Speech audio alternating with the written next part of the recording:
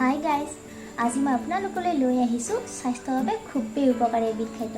আহক ভিডিঅ'টো আৰম্ভ কৰিছোঁ। প্ৰথমতে আমি পানীলাওখিনিৰ বাকলি গুচাই ল'ম। তাৰপিছত আমি ইয়াক ধুই সৰু সৰুকৈ কাটি ল'ম। চব্জিখিনি ধুই লৈছোঁ। ভালকৈ ধুই ল'ব লাগিব, কাৰণ এতিয়া সকলোবোৰ আমি বহুত চাফ চিকুণকৈ টুকিব লাগিব, সেইকাৰণে বহুত ধুনীয়াকৈ ধুই লোৱা হয়। এতিয়া পানীলাওখিনি সৰু সৰুকৈ আমি কাটি ল'ম।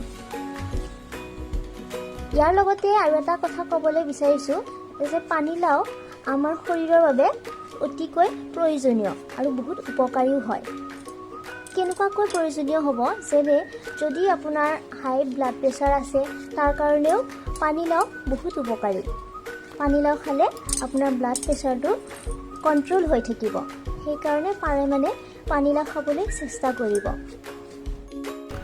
ইয়াৰ উপৰিও পানীলাও গেষ্ট্ৰিকৰ সমস্যাৰ বাবে খুবেই উপকাৰী। আজিকালি প্ৰায়বোৰ মানুহৰে গেষ্ট্ৰিকৰ সমস্যাই দেখা দিয়ে, গতিকে পানীলাও আমাৰ খাদ্যৰ তালিকাত অন্তৰ্ভুক্ত কৰাটো উচিত। পানীলাওখিনি বহাবৰ বাবে আমি কেৰাহীটো গৰম হ'বলৈ দিলোঁ। এতিয়া আমি তাতে দিম তেল। গৰম হৈছে, পিঁয়াজ দিলোঁ। এতিয়া আমি জলকীয়া এটা দিলোঁ।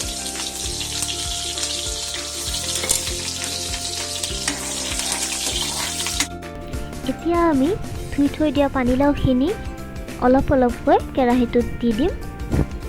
পানীলাওখিনিত ইতিমধ্যে আমি হালধি আৰু নিমখ দিলোঁ। দিয়াৰ পিছত পানীলাওখিনি ধুনীয়াকৈ আমি মিহলি হোৱাকৈ লৰাই দিলোঁ। এতিয়া পানীলাওখিনি বেছি ভালকৈ সিজিবৰ বাবে পানীলাওত আমি কি কৰিম, অলপমান কলাখাৰ আমি দিম। এয়া চাওক, কলাখাৰ দি ল'লোঁ। কলাখাৰ দিলে আচলতে পানীলাওখিনি বেছি সোনকালে সিজে, সেইকাৰণে কলাখাৰ দিয়া হৈছে। লগতে কলাখাৰ দিলে খাবলৈও পানীলাওখিনি বৰ সুস্বাদু হয়। এতিয়া ঢাকনটো মাৰি কিছু সময়ৰ বাবে আমি পানীলাওখিনি থৈ দিম। পানীলাওখিনি ইতিমধ্যে হৈ গ'ল। এতিয়া আমি নেক্সট আহিছোঁ ধুন্দুলিখিনিলৈকে। ধুন্দুলি বনাবৰ কাৰণে প্ৰথমতে আমি ধুন্দুলিখিনি সৰু সৰুকৈ কাটি ল'ম। ধুন্দুলি বনাবৰ কাৰণে প্ৰথমতে গৰম তেলত কিছু সৰু সৰুকৈ কটা আলু আমি ভাজি ল'লোঁ। তাৰপিছত আমি ধুই থৈ দিয়া ধুন্দুলিখিনি অলপ অলপকৈ কেৰাহীটোত আমি দিলোঁ। ইয়াৰ পিছত আমি কৰচখনেৰে ভালদৰে লৰাই দিম, যাতে ধুন্দুলি আৰু আলু তেলৰ সৈতে ভালদৰে মিহলি হৈ যায়। ধুন্দুলি আৰু আলুখিনি সম্পূৰ্ণকৈ সিজি যোৱাৰ পিছত এতিয়া তাত আমি দুটা কণী দিম। কণী দুটা ভাঙি তাত দিয়াৰ পিছত আমি কৰচখনেৰে ভালদৰে লৰাই দিম, যাতে কণীখিনি গোটেই ধুন্দুলি আৰু আলুৰ সৈতে সম্পূৰ্ণৰূপে মিহলি হৈ যায়।